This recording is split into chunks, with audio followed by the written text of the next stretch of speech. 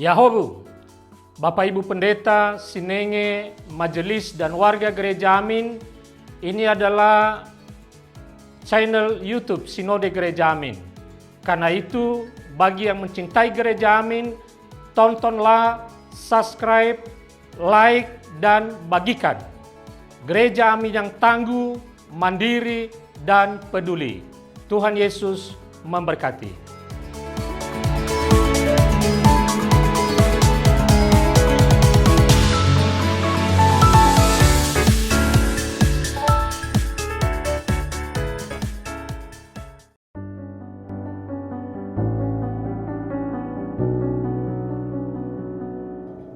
Hai guys, berjumpa kembali dalam acara Youth for Christ. Saya Penatua Zeta Dahana dari GKI Maulana Yusuf Bandung. Jadi buat teman-teman yang mungkin sedang main ke Bandung, bisa mampir loh ke GKI Maulana Yusuf. Nah teman-teman, hari ini kita akan bersama-sama merenungkan firman Tuhan yang diambil dari Wahyu 10 ayat 1-11 dengan tema terasa manis dan pahit. Tetapi sebelumnya, mari kita berdoa.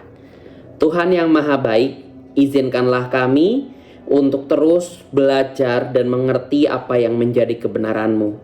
Kami adalah manusia yang lemah, tetapi melalui tuntunan tangan-Mu lah kami bisa terus bertahan menghadapi berbagai tantangan dalam dunia.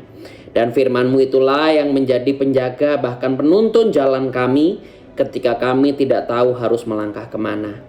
Inilah kami ya Tuhan. Kami berdoa dan memohon bimbingan serta tuntunan-Mu. Di dalam nama anak-Mu Tuhan Yesus Kristus yang telah bangkit untuk kami semua. Amin. Nah teman-teman, saya akan menekankannya dalam Wahyu 10 ayat 10 yang mengatakan bahwa aku pun mengambil kitab itu dari tangan malaikat itu dan memakannya. Di dalam mulutku kitab itu terasa manis seperti madu, tetapi sesudah aku memakannya perutku menjadi pahit rasanya. Nah teman-teman, saya ingin memulai renungan kita pada hari ini dengan sebuah cerita dari seorang perempuan yang bernama Nancy. Jadi dikatakan Nancy ini sangat gembira karena ia baru saja berhasil mendapatkan pekerjaan yang sesuai dengan impiannya, yaitu menjadi seorang desainer grafis di sebuah perusahaan yang cukup ternama.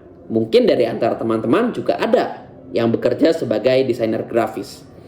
Pekerjaan ini ternyata memang sangat sesuai dengan minat Nancy yang kuat dalam bidang seni dan desain. Karena melalui pekerjaan ini Nancy dapat berkreasi, dapat mengekspresikan berbagai ide yang dimilikinya. Namun ternyata pengalaman bekerja Nancy tidak selalu baik atau terasa manis. Ia harus belajar menerima ide-ide lain dan masukan-masukan yang kadang sangat berbeda dengan pendapatnya.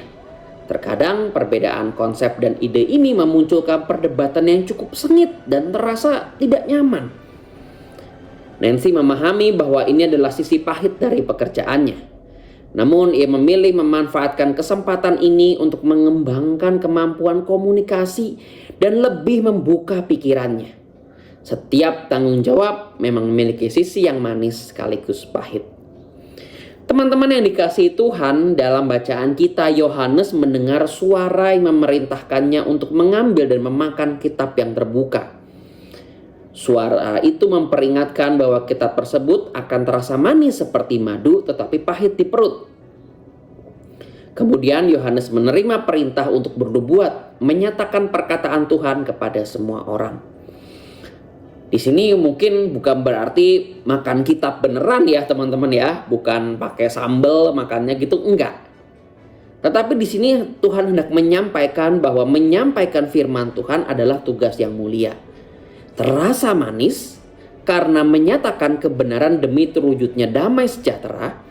Namun tugas ini juga bisa menimbulkan penderitaan yang diungkapkan dalam rasa pahit. Sebab upaya mewujudkan kebenaran dan damai sejahtera menuntut perubahan dan pengorbanan baik dari pemberita maupun pendengar firman Tuhan. Nah, teman-teman yang dikasihi Tuhan, firman Tuhan pada hari ini mengajarkan kita tentang kasih, kebenaran, dan damai sejahtera.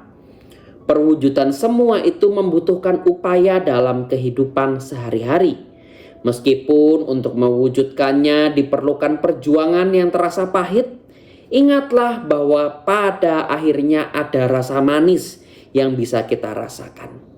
Percayalah bahwa di dalam kehidupan kita memberitakan firman Tuhan, melakukan perbuatan baik, itu memang ada pahit. Tetapi Tuhan juga yang akan memberikan imbalan.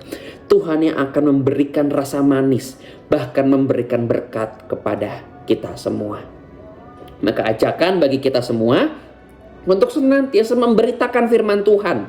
Bukan di sini artinya menjadikan selalu orang itu dari jadi Kristen ya teman-teman ya. Atau memberitakan firman melalui kata dan perbuatan kita. Sehingga semakin banyak orang tahu siapa Tuhan yang kita sembah. Mungkin ada orang yang gak suka. Mungkin ada orang yang menganggap bahwa kita sok suci atau terlalu munafik gitu ya. Dikatakan kamu terlalu suci gitu ya. Tetapi teman-teman, justru kita semua sebagai umatnya dipanggil untuk senantiasa memberitakan kebenarannya.